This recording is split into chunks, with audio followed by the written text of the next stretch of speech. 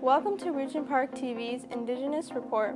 I'm Jabin, and today we're bringing you coverage from across downtown Toronto as communities gather to mark REDress Day, a national day of awareness and remembrance for missing and murdered Indigenous women, girls, and Two-Spirit people.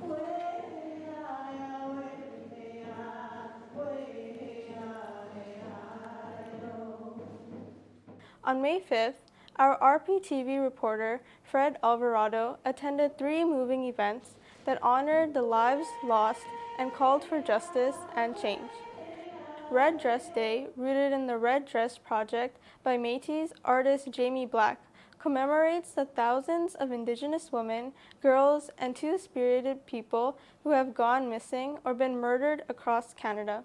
The red dress, often seen hanging empty in public spaces, represents those lives stolen by violence and colonial systems, and it is called for a justice and transformation.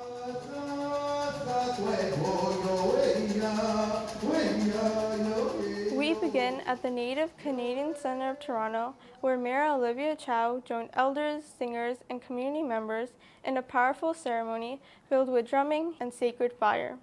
Next, we head to Native Child and Family Services of Toronto at 30 College Street. Here, a red dress designed by artist EJ Kwandibens was displayed as part of commemorative gathering.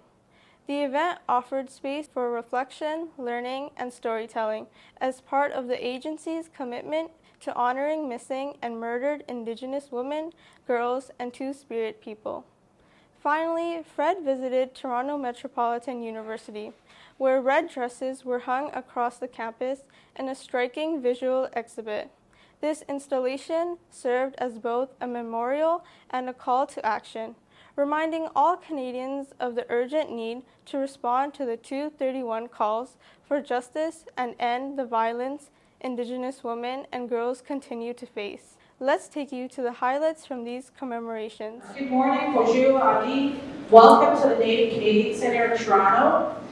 Today we come together as a community to honor and bring awareness to the countless Indigenous people who have gone missing or been murdered across North America. This crisis has persisted for decades, often overlooked or inadequately addressed by mainstream institutions. The MMIW event provides a powerful platform for families, advocates, and communities to share their stories, raise their voices, and demand justice and systemic change. Through ceremonies, educational panels, and public demonstration, the event fosters healing and solidarity while shining a light on the urgency of protecting Indigenous lives. So welcome. We have wonderful speakers here today. Jaime Black for attending this wonderful event with us.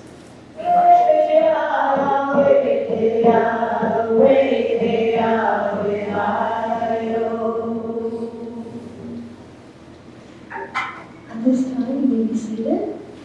And I'm going to introduce Mayor Olivia Chow. She's going to say a few words. We're honored to have her here today.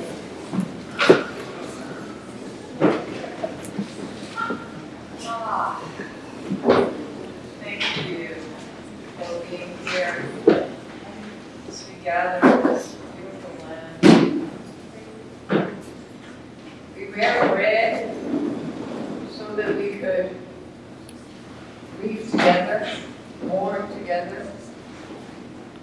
And thank you for having this courage on the REDress Day. It's a remembrance, it's an act of resistance, it's also an act of resilience. And as we mourn together and feel together mourning, imagining the murdered and missing women, children, young girls, it could be mom, sister, it could be a friend, be a daughter. As we mourn, let us also imagine that spirit. What is that spirit telling us? It says that we need to work harder and imagine a life that is not, that are free of violence. Instead, full of love. Red is also love, right? That it can conquer death. We know that. So let us imagine a place, a city, that has that. So what does that mean? Well, it could mean that when someone is new coming to the city, that they're welcomed by elders, by a place that they know and trust. It could be this center. It could be a place that could be that they know how to get there. And that they would be able to find shelter, and that would be amazing. Immediately sheltered and feel welcomed, or have a bit of funds or rent subsidy so they could rent someplace that is affordable. And then be able to connect to the incredible Indigenous community in Toronto. So they feel a sense of community and supported, whether they are Métis or Anishinaabe or wherever they might be, wherever, it depends. And then imagine being able to find the education and the opportunity, the employment opportunity, whatever they want. It could be art, it could be music, it could be some learning, it could be connection, it could be creativity, because often creativity heals and brings us together. So today, I'm not able to join your lunch, but I've joined lunches quite a few years now. I can't today because of other activities. As we eat together, celebrate today, mourn, but work for change. Don't let people just say words, because us politicians are easy to say words. Judge us by what we do. Push us harder, and imagine what's possible, and just keep that spirit of love and resistance, justice, empathy, all those, hope, just really alive. So thank you for allowing me to say a few words.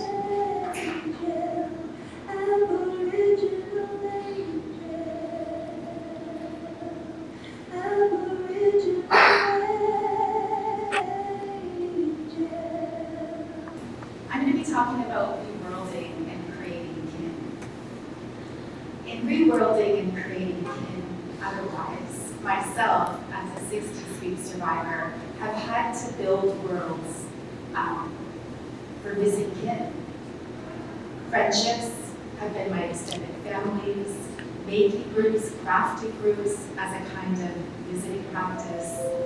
We are used to building relations in the absence of kin that were taken from us unconsensually. Through processes of trafficking and dislocation, we have landed into places like this. These systems are violence, and then we find ourselves in courtrooms, involved in searches, involved in social media campaigns, seeking out Indigenous supports in our communities to help us locate, find, and more often than not, grieve. Our capacity for building kin is expansive, but our experiences of losing kin are also expansive. As we are gathering here, this is a space for reworlding, alongside those fires, alongside those fire keepers, alongside those kin. And these are beautiful gatherings. These are kin-making spaces. This is a space for reworlding, which is not to imagine utopia, but to work with the rupture to build worlds alongside our missing kin, and and those who have been forcefully disappeared. These processes of co-building worlds are matters of radical care. We know this deeply. We know these processes intimately. This collaborative reworlding strategy needs all of us. We acknowledge all of the labor and maps to tomorrow from all of the matriarchs, the activists, the queer and two-spirit relational care and resistance in these spaces for naming and activating Indigenous strategies for justice. And this includes the quieter voices, those people that are gathering in circle groups to make, to craft together, to sew on jingles, those voices that are learning Anishinaabe, those groups in circle groups discussing food sovereignty. These are all reparative kin building strategies that allow us to think through when one of us is forcefully disappeared.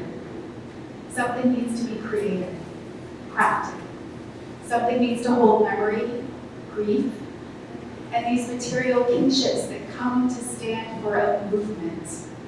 These beaded pins, these red dresses, those buttons, those shawls, those red jingle dresses. These become part of our liberatory strategies for change as we gather, demanding and otherwise. Our care also needs to consider how to move within rupture, how to move within a settler colonial state. This is a nation state that can't acknowledge that the trafficking and dispossessive extraction and exploitation of Indigenous femme, two-spirit, queer bodies, and the mineral extraction of mineral kin at extraction zones at Bay Street and beyond, that these are the same conversations. These processes of extracting mineral and human kin are intimately tied. Extraction, dispossession, the trafficking of mineral kin relatives, and our precious, celestially rooted cousins, aunties, mothers, daughters, two-spirit relations. Indigenous legal orders tell us our kin are embodied legal orders. When they are forcefully disappeared, this is the disappearance of our embodied legal orders. These are our governance systems. And our role is to craft and create new modes of justice in the everyday.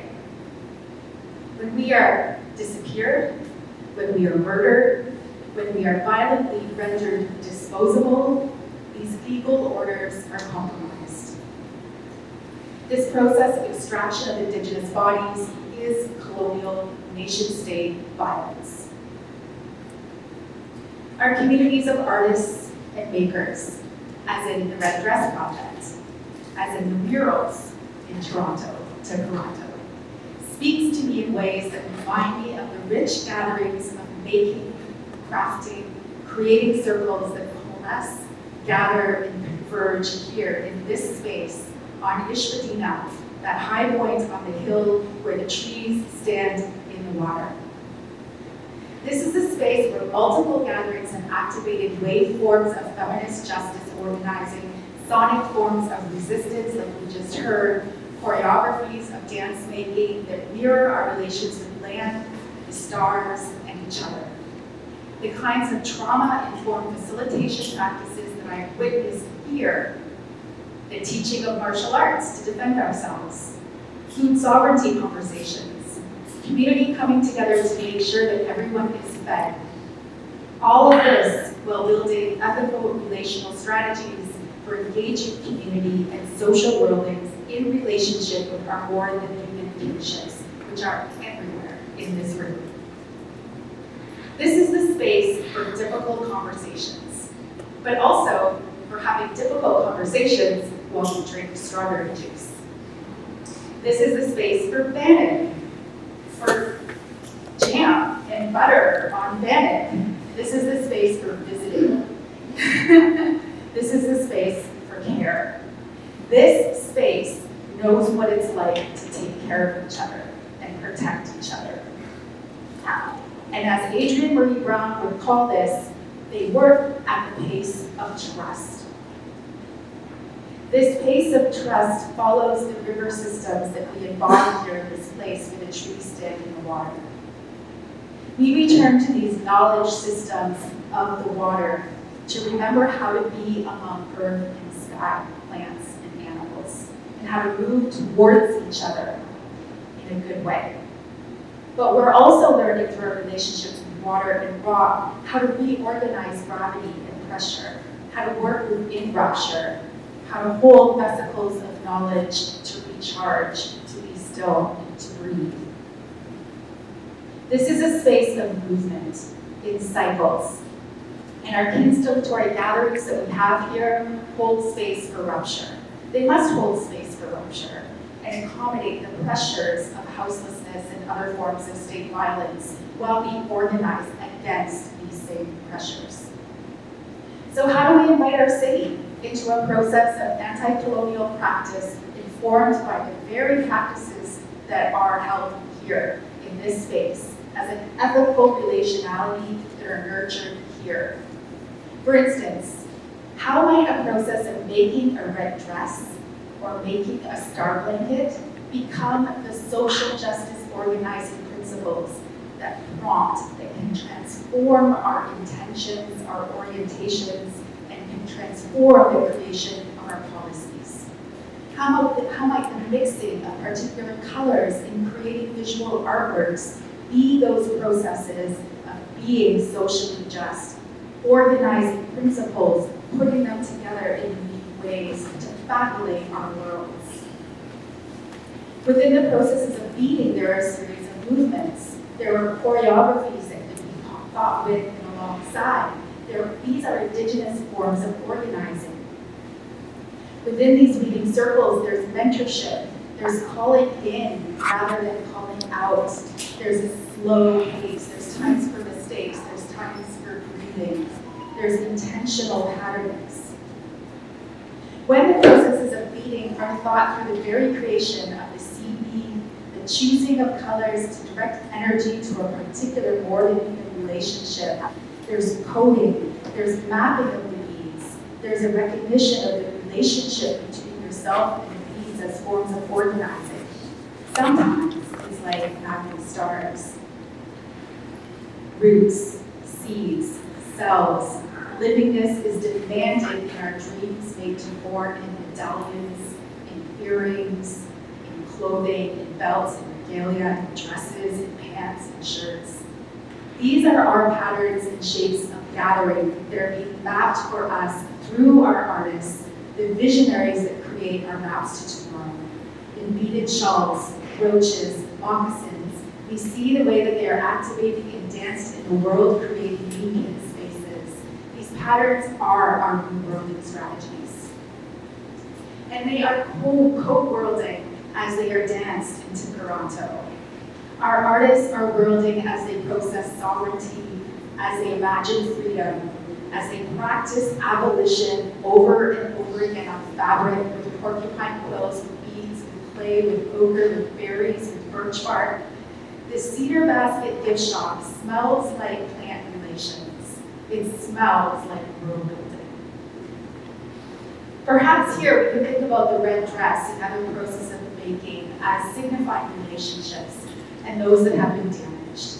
That calls out patriarchal and genocidal policies of the residential school and the 60s spook, the carceral system, and other systems that lead to violence against us.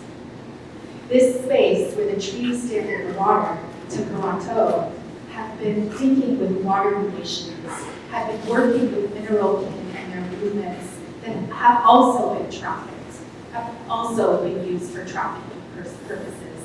The ports, the condos, the hotels, the highways, the streets, the taxis, the Ubers, the underground spaces. How do we activate the trees standing in the water as a protection? How do we keep each other safe? This practice of careful pressure, of making, is applied towards beating, sewing, and sharing maps to tomorrow through songs. The careful pressure of the stick on the drum, the careful pressure of the iron that brings heat to fabric enabling relations between fabric. The careful pressure of Beverly Jacobs, of No More Silence, of the late Miracle, the careful pressure of our artists, and rural building practices, stewardship practices of community care in relation with more or other than humans as anti-colonial practice. It acknowledges the careful pressure. It's about working with the rupture while embracing the liberatory goal of relationality and freedom. And what accommodates rupture? Okay. Dogs. But also rock. Our rock relations that are everywhere around us in these cities. What happens to the body happens to the land. What happens to the land happens to the body. We can learn important things about generosity, kindness, refusal. As we engage productive friction, we can think about our rock relations as teaching us how to hold pressure, how to hold space for rupture, how to fall, how to dream, how to fly, is your race, right? How to be strong.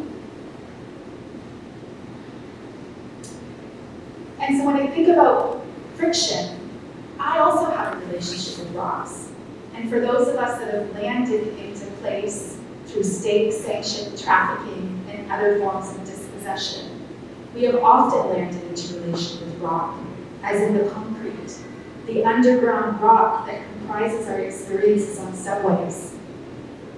Have you ever felt that connection with rock and rock's life and memory and strength as the touchstone of kin? Sometimes I think about this relationship with rock as a relationship with stars, with meteorites, and the kinds of pressure we hold and accommodate when we and our kin land into the city. I am drawn to both the body of the meteorite, their composition, their shape, their form, their history, movement in spaces, and the processes of the movement, how they accommodate heat and pressure through various states from liquid to solid to gas, and share with us their process and the impact of landing. I think as 60 scoopers, residential school survivors, those who have survived multiple forms of carcerality and white benevolent care, we intimately feel the space of an impact crater. The impact crater. Maybe the star blanket is a map of the impact crater. And the rays show us how we can collect our fractals into liberatory maps to tomorrow, where we don't have to have these conversations anymore. Let's think with water as witness and rock as witness as we attune ourselves towards rock and water and each other. Water is fugitive. It finds its way through the cracks.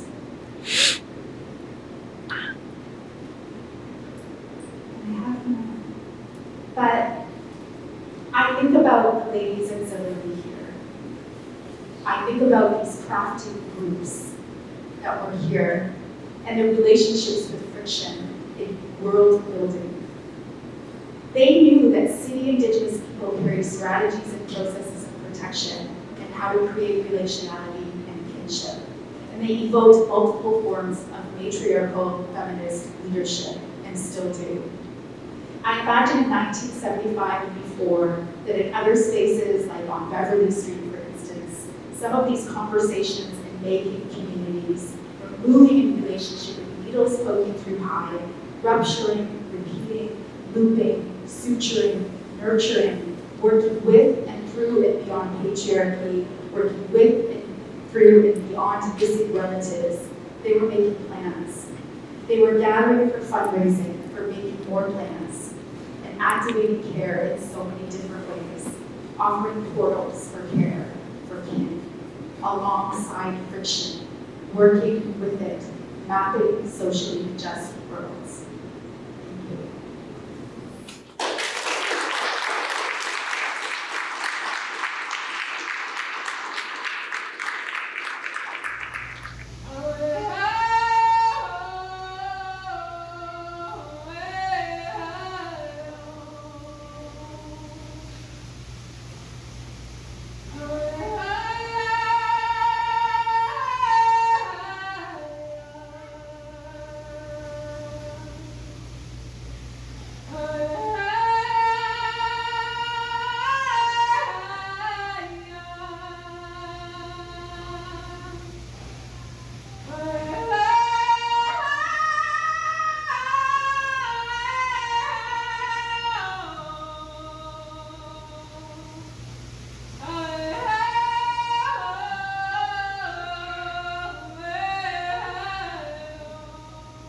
Don't forget to like, share, subscribe to our YouTube channel, and visit us on all our social media platforms.